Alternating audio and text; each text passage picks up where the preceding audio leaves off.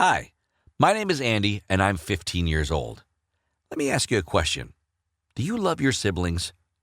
For as long as I can remember, my older sister mocked me constantly and put me down. Because of her, I was afraid to live, and I mean that literally. One evening, when I was 10 and Judy, my sister, was 14, our parents asked her to babysit me. Although my sister hated me, recently with our parents, she'd been pretending to be a loving sister so that they would buy a car for her 16th birthday. When we were alone, she was always angry and made fun of me constantly. She would say that I was a wimp and a freak and that I was adopted. But that evening, everything went too far.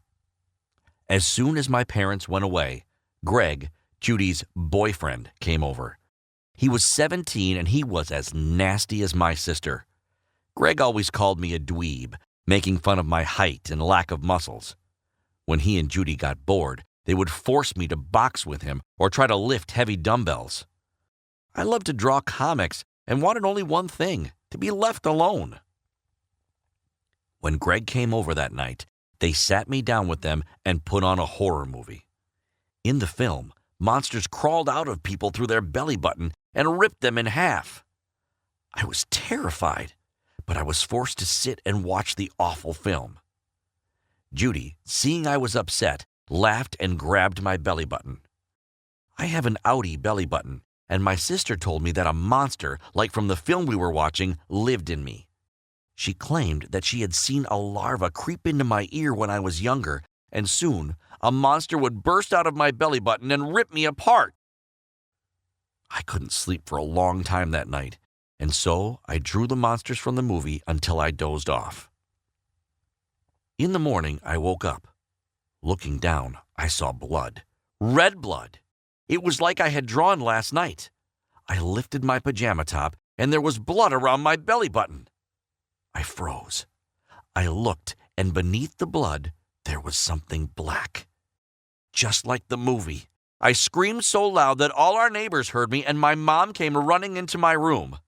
I was hysterical and kept crying and trying to explain about the monster that was coming out of my belly button.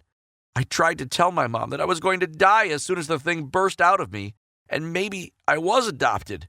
But between the tears and the screaming, I didn't make any sense. Eventually, my mom lifted my pajama top, took one look at my belly button, and dragged me into the shower. I wasn't going to die. Judy and Greg had snuck into my room once I was asleep and drawn something that looked like a monster on my belly button, then covered it with ketchup. Judy got grounded, and I got sent to a child psychologist. I went to Stella, my psychologist, twice a week. Because of the incident with Judy and Greg and the movie, I developed an erratic phobia of belly buttons. As soon as I saw them, I would panic, thinking some monster would emerge and rip the person in twain. I had horrible nightmares and regularly awoke in a cold sweat. What was worse was that I started to notice something. My belly button really was getting bigger, and I was terrified. I didn't tell anyone, not Mom, not Dad, not even Stella. My belly button was getting bigger, and I knew what would happen once it got too big. The monster inside of me would come out and rip it apart. Eventually, the pain, which was only minor at first, got too bad. Desperate and thoroughly terrified, I told my mom. She took one look at my belly button and turned white. We were in an ambulance on the way to the hospital within the hour. At the hospital, the doctors discovered that I didn't have a case of the money bellies, but instead something called an umbilical hernia. Moreover, I had had this since birth. This umbilical hernia had had an effect on my growing up. It was the reason I was so weak, why I was so scrawny, why I was such a dweeb. I needed an operation to remove the hernia and was put under for it. But when I came to, I made a startling discovery. I no longer had a belly button.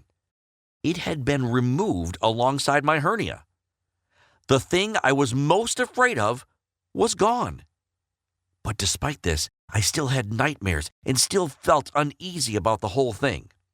Judy, annoyed at having gotten in trouble, continued to tease me. She constantly told me that the monster was still inside me and hadn't been removed and was going to crawl out any day now. I'd had surgery to remove a hernia, and my outie had been removed as well. So why did this bother me? Because I could feel something moving in my stomach. This time, I told Stella right away, but she thought it was my phobia playing on my perception of reality. She was proven wrong very quickly, as a few days after our session, I came down with a fever. It got worse and worse, and eventually my mom called an ambulance. I was taken back to the hospital, but I was terrified. Were the doctors going to find the monster in my stomach? Was I going to be torn apart? Not quite, but the doctors did find something. During my operation, a piece of cotton wool had broken off inside of me, which none of the doctors had spotted. This wool had been resting inside of me, absorbing liquid and moving about. Because it was near where I had had the surgery, the skin was tender, and thus I felt a lot of pain when it brushed the tissue. Now I had an even uglier scar, as the doctors had to remove it too. I was never vain or proud of my body, but now I was extraordinarily self-conscious about it. My parents spent a lot of time with me, and Judy grew ever more jealous. She was angry at me too, as apparently I had stopped Mom and Dad from buying her a car at 16. In fact, Mom and Dad had seen how she behaved towards me when she thought they weren't looking, and decided she wasn't mature enough for a car. She continued to mock me, to tease me, and to tell me I was adopted. Mom and Dad finally had enough and decided to arrange a very special birthday party for me. On my 12th birthday, my parents arranged for only a small celebration.